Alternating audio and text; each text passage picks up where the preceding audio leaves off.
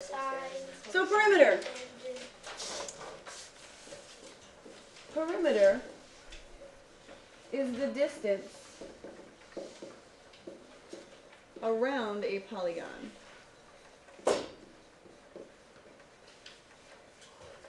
So because it's the distance around it, it says if you could take a string and you could make that string go over to here, and have the sharp, turns of the vertices and so on.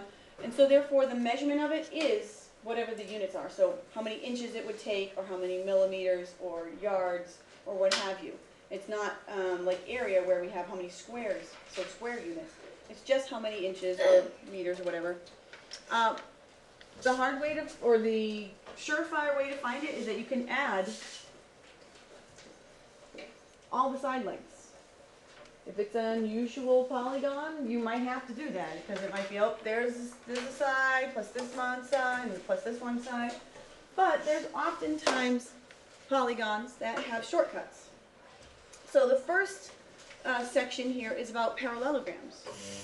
Parallelograms, in their definition, when we were analyzing those, we said the opposite sides were parallel and congruent.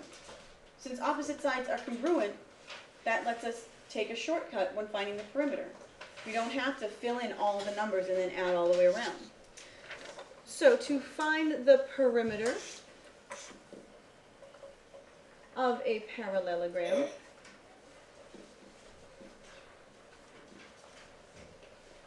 including a rectangle, a very specific type of parallelogram. So sometimes the formula sheets will be like, here's the formula for the perimeter of a parallelogram. And then other times I've seen people tell you the formula for perimeter of a rectangle. I get my words all mixed up. And they're the same. So it's going to be two options. You can add the length doubled,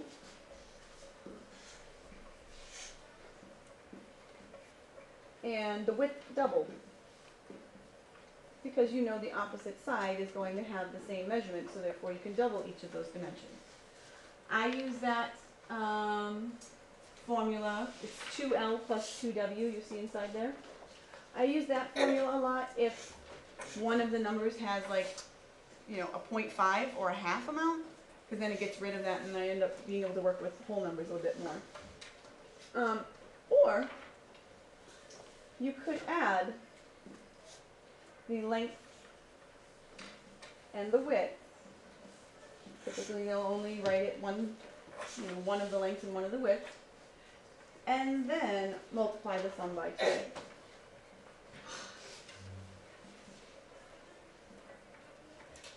So that looks like this. And basically it's the distributive property that can tell us that both of these formulas end up being equivalent expressions.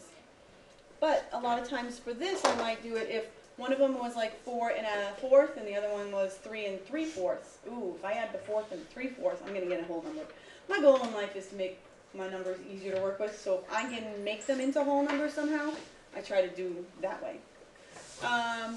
The examples here don't necessarily lend themselves to one formula versus the other. This first one we'll do with this 2 times the length plus width. On an open response type of problem or show your work type of problem, typically want to start by showing the formula. Because then even if you mess up all your computations, at least you were looking at the right thing. So you were looking at the right type of shapes formula. So with this one, 2 times the length plus the width. So 2 times, and then there's always, not always, but oftentimes a debate. Which one's length and which one's width? It doesn't matter. Some people always make length the horizontally one. Might not always be exactly horizontal. Some people always make the length the longer one. It doesn't really matter, so a length and a width are the 2 different dimensions you're going to be dealing with. So I'm of the second sort. My length, I make the longer side. But again, it doesn't really matter. You could have said 2 times 3 plus 6. Sometimes when people plug their numbers into the formula, they include the units as they go through. So that's fine, but you don't have to, but you can, as long as you include the units for your final answer. So then what happens here is I'm going to do 2 times 9. The logic is if I add the 6 and I add the 3, doubling it gets me what's on the other side. And so therefore it's going to be 18 And in this case, it's 18 meters. That's how much it takes to get around that parallelogram. If you ever don't remember, or don't want to mess up the formula, what is the formula? Bless you. It's not on the formula sheet this year. Bless you. You could just plug in the numbers, 3 and the 6 over here, and just add them up. Go the long way. We'll still get there. For the second one, I'll use the other formula. Doubling the length and add it to double the width. So double this, double that, double this, double that, double this, that. Love that thing. But as long as the length and width at some point somehow end up getting doubled to take into account its opposite side. So here's the formula I'm going to use there. A lot of times, again, put that formula down so you'll get partial credit at least for knowing what formula you're supposed to use. And then 2 times 3 plus 2 times 1.5. You plug it in. You don't want to just write, okay, I got 6 plus 3 if you're expected to show your work, because you need to show clearly where all these numbers come from. So I plug it in, and that's what I get. And then I go ahead and do the computation, 6 plus 3. And here it's going to be 9 inches. If you, like many people, get confused what the single notch means versus the double notch, and yet you want to write it out in an explanation, I knew that this side had 6 or 3, and you don't want to use the double notch because you want to use words. One way to remember it is if you remember your own height.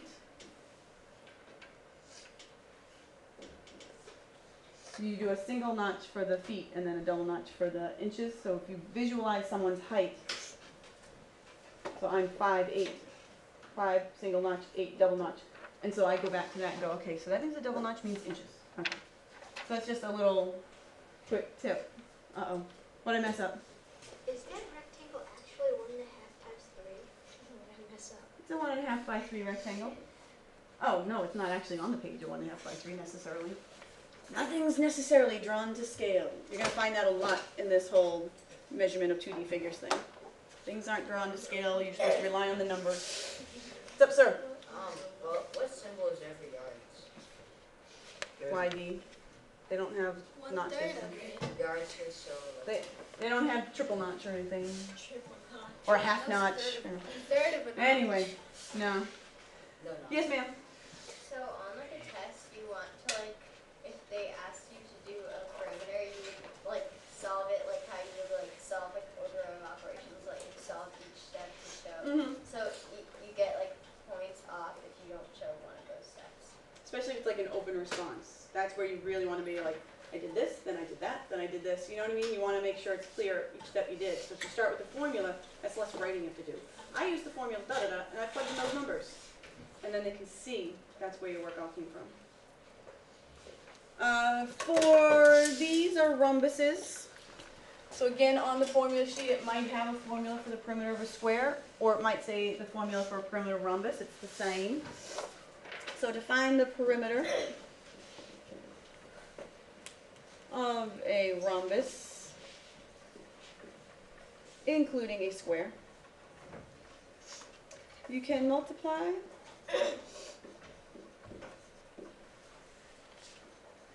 the length of one side times 4. Basically like, alright, remember what a rhombus is. It means all 4 sides are congruent, so therefore just 4 times one of the sides. My ass is looking really funky there.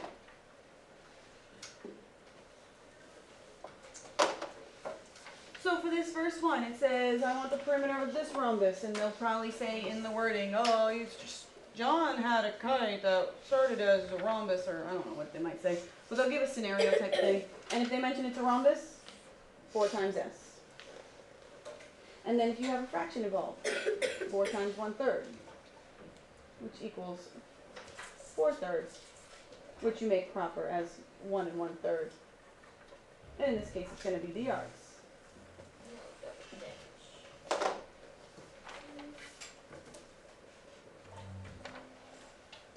It's funny, in the last class, apparently I put the 4/3 on the third line and then made it proper. Either way. This one is, so-and-so was building something or other and had to cut out a square where each side was 6.3 millimeters. That'd be a really small square. But anyway, they told me it's a square. I'm going to use this formula for S. So you plug in your 4 times the 6.3. 24 inch cross is 25.2. You can always do scratch work off to the side and such. So you get 25.2 millimeters. The last one, I like to make up a little story behind it. How many of you ever been to the Pheasant Lane Mall? The Pheasant Lane Mall is the one that's right over the border in New Hampshire. And if you go in the entrance where like the Smoky Bones is, don't go in that entrance very much, but there's a huge stop sign. It's like the biggest stop sign I've ever seen in my life. So, my little story that goes along with this last example is what if I wanted to say, yes, it's a huge stop sign, but people are still not seeing it at nighttime. So I want to go over to like, the mall next door, Home Depot, the strip mall there, and I want to get reflective strip to put around it so that when someone comes up, it's going to like glow at them. So, they don't want to sit there and measure this and this and this and this and this and this. They know it's a regular octagon. So they're going to use this shortcut here. To find the perimeter of a regular polygon, or any polygon with congruent sides,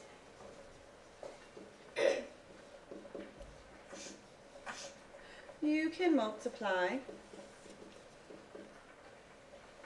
the number of sides, yes, the number of sides.